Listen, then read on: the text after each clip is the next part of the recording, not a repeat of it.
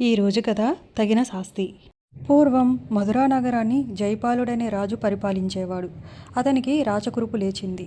ఎంతోమంది వైద్యులు వచ్చి అతనికి మందులు ఇచ్చారు, కానీ నయం కాలేదు. ఆఖరికి విసుగెత్తి ఈసారి ఏ వైద్యుడన్నా వచ్చి తనకు మందు ఇచ్చినా పుండు తగ్గకపోతే వాడి తల తీయిస్తానన్నాడు. ఆ రోజు నుంచి ధైర్యం చేసి ఏ వైద్యుడు అతని దగ్గరికి రాలేదు. ఇలా కొంతకాలం గడిచింది. ఒకరోజు కళింగ దేశం నుంచి ఒక వైద్యుడు వచ్చి రాజుగారి జబ్బు నయం చేస్తానని కబురు చేశాడు. మంత్రులు వృధాగా ఎందుకు చస్తావని అతనికి ఎంతో చెప్పారు. అయినా కళింగ వైద్యుడు ససేమిరా అన్నాడు. రాజుగారికి సంగతి తెలిసి వైద్యం చేయటానికి రమ్మన్నాడు. కళింగ వైద్యుడు ఏదో ఆకుపసరు తీసుకువచ్చి రాజుగారి పుండు మీద రాశాడు. తర్వాత ఏవో రంగురంగు పూలు ఆ కురుపు మీద వేసి కట్టాడు. ఆ మరుసటి రోజు నుంచే రాజుకి కురుపు బాధ తగ్గుతున్నట్లు అనిపించింది. అది వరకు ఉంటున్న పోట్లు మంటలు తగ్గసాగాయి. సరిగ్గా వారం రోజులన్నా పూర్తికాక మునిపే రాజపుండు మాడిపోయింది. అసలు కురుపు లేచినట్లు ఆనమాలైనా లేకుండా పోయింది. రాజుకి ఎంతో సంతోషం కలిగింది. కళింగ వైద్యుణ్ణి ఆ రోజు మొదలు తన ఆస్థాన వైద్యుడిగా ఉండమని కోరాడు. సరే అన్నాడు కళింగ వైద్యుడు. మరికొన్ని రోజులకి రాణికి జబ్బు చేసింది. కళింగ వైద్యుడు ఆమె జబ్బును 3 పూటల్లో నయం చేశాడు. ఇది దగ్గర నుంచి చూసిన రాజుకి కళింగ వైద్యుడి మీద అభిమానం, నమ్మకం ఇంకా ఎక్కువ కాసాగింది. ఏ పని చేసినా కళింగ వైద్యుడు సలహా తీసుకొనిదే చేసేవాడు కాదు రాజు. ఎక్కడికి వెళ్ళినా కళింగ వైద్యుణ్ణి కూడా వెంట పెట్టుకుని తీసుకుని వెళ్ళేవాడు. ఇదంతా చూస్తూ ఉన్న మంత్రికి కళ్ళు కుట్టాయి. ఇలాగే మరికొన్ని రోజులు గడిస్తే నా ఉద్యోగానికే ముప్పు వస్తుంది. ఆ వైద్యుడిని మంత్రిగా చేసుకుంటాడు. అందుకని వీలైనంత త్వరగా కళింగ వైద్యుడిని చంపితే మంచిది అనుకున్నాడు మంత్రి. ఇలా ఆలోచించుకుని ఒక రోజున మంత్రి రాజు ఒంటరిగా ఉన్నప్పుడు పోయి ఇలా చెప్పాడు. మహారాజా, తమరి ఆస్థానంలో ఉంటున్న కళింగ వైద్యుడు మోసపరుడు. అతను నిజానికి మీ మేలు కోరి రాలేదు. అతను మన శత్రురాజ్యం నుంచి వచ్చిన గూఢచారి. మన రహస్యాలను కనుక్కుని పోయి మన రాజ్యం మీద దండెట్టడానికి ఈ వేషంలో ఉన్నాడు. మీరు పాపం అతని మాయలో పడిపోయారు. మీ మంత్రిగా ఉండి మీ మేలు కోరేవాడిని కనుక ఈ సంగతి చెబుతున్నాను. ఇప్పటికైనా అతనిని త్వరగా పంపించేస్తే మంచిది. తీరా ప్రాణాల మీదకి వచ్చిన తర్వాత విచారిస్తే ప్రయోజనం ఏమీ ఉండదు. ఇది నా సలహా, మీకు నచ్చినట్లయితే చేయండి అన్నాడు.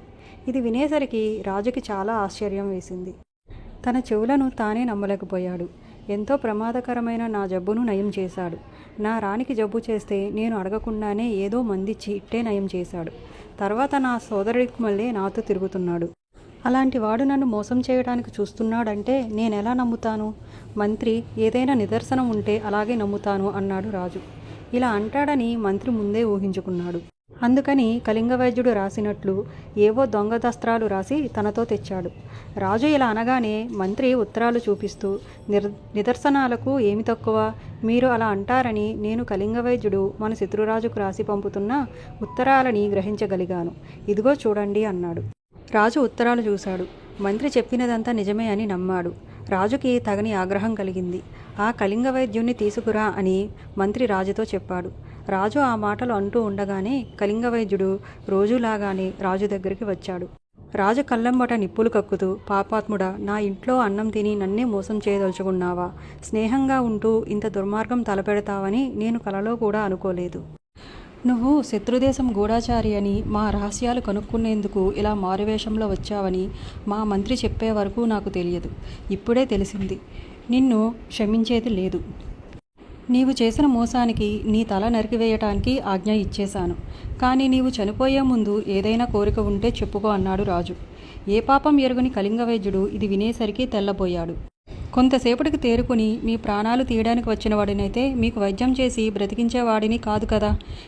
ఇంత మేలు మీకు చేసినా కూడా నన్ను మీరు అనుమానించారు, శిక్ష కూడా విధించారు. ఇక నేను చెప్పవలసింది ఏమీ లేదు. ఒకవేళ చెప్పినా మీరు నమ్మే స్థితిలో లేరు. నా ఆఖరి కోరిక మాత్రం ఒకటి ఉంది. రేపు సాయంత్రంలోగా నేను ఒక్కసారి నా భార్యాబిడ్డల్ని చూసుకురావాలని ఉంది. మీరు అనుమతిస్తే వెళ్ళి వస్తాను అన్నాడు కళింగ వైద్యుడు. రాజు దానికి ఒప్పుకుని 2 భటులను కళింగ వైద్యుని వెంట పంపారు. ఆ సంగతి రాజ్యమంతా తెలిసింది. మర్నాడు సాయంకాలం రాజ్యంలో ప్రజలంతా కళింగ వైద్యుడు తల నరుకుతున్నారంటే చూద్దామని వచ్చారు. కొంతసేపటికి కళింగ వైద్యుడు చంకలో ఒక లావుపాటి పుస్తకం పట్టుకుని రాజు దగ్గరికి వచ్చాడు. నా భార్యాబిడ్డల్ని చూసుకుని వచ్చాను. నాకు ఇక మరి ఏమీ కోరిక లేదు. మీరు నిశ్చయించుకున్నట్లు నా తల నరకవచ్చు. కానీ ఒక చిన్న విషయం మనవి చేసుకుంటున్నాను. ఈ గ్రంథం తమ వద్ద ఉంచుకోండి. నా తల నరికిన తర్వాత 10 నిమిషాల వరకు నా తల మాట్లాడుతుంది. ఆ మాటల ప్రకారం చేస్తే నేను నిజంగా దోషి అయినది లేనిది మీకే తెలుస్తుంది. మీకు ఆ సంగతి తెలియపరిచిన తర్వాత కానీ నా ప్రాణం పోదు అన్నాడు కళింగ వైద్యుడు. సరే అని రాజు పుస్తకం పట్టుకున్నాడు. ప్రజలంతా ఆశ్చర్యంగా చూస్తూ ఉన్నారు. 2 భటులు కళింగ వైద్యుడు తల నరికేశారు. తల మొండెం విడివిడిగా నేల మీద పడ్డాయి. తర్వాత తల ఇలా మాట్లాడింది. రాజా, 10వ పేజీలో 11వ పంక్తి చూడు అని ఉంది. రాజు పేజీలు తిరగవేశాడు. కానీ ఒక పేజీ మరో పేజీ అతుక్కున్నట్లుగా ఉంది. అందుకని రాజు వేలికి నోటి ఎంగిలి చేసుకుని పేజీలు తిరగవేశాడు. 10వ పేజీ వచ్చింది. అందులో ఏమీ లేదు. ఈ పేజీలో ఏమీ లేదే అన్నాడు రాజు.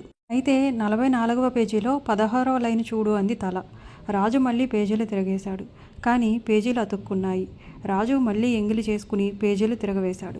కళింగ వైద్యుడు 2 పేజీలు కొద్దిగా అంటించి పేజీల మూలన విషం పూసి తెచ్చిన సంగతి పాపం రాజుకేం తెలుసు? రాజు మాటిమాటికి నోటి ఎంగిలి వేలకు చేసుకుని పేజీలు తిప్పి మళ్ళీ ఆ వేలు నోట్లో పెట్టుకోవటం వల్ల పేజీల చివర పూసిన విషం రాజు శరీరంలో ప్రవేశించింది. రాజు కాసేపటికి గిజగిజ కొట్టుకుని చనిపోయాడు.